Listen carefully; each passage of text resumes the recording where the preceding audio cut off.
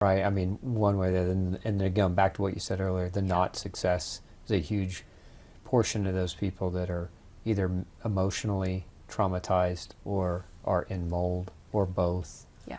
And you mentioned Lyme as well, like some of you're seeing a subset of Lyme. Yeah, so I definitely think that even if carnivore doesn't work enough, that the diet is still, in my opinion, it's still really important to eat mostly meat-based because again, it reduces the noise as you're healing everything else. So let the immune system not have to work on food and work instead on mold or Lyme or whatever else it's being impacted by. And there are studies that show that saturated fats actually support the reduction of endotoxins, and that's one of the biotoxins in mold illness. So I think that's a plus. And you know, every cell lining is fats, and you want the quality of fats again for the cells and for your immune health. So what we find with Lyme is that, so there's a subset that has been chronically Lyme and never tested for mold, and then they also have mold.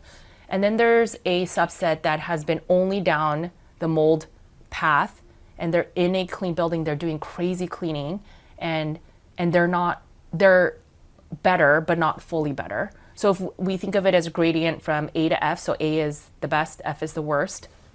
And maybe before carnivore, they were at an F and now they're at a C, then they do SIRS, and then maybe they're at a B minus. And then when we test these people that don't fully heal with SIRS and assuming they're in a clean building, and that part's the hardest, we find that there are people that are suffering from chronic Lyme.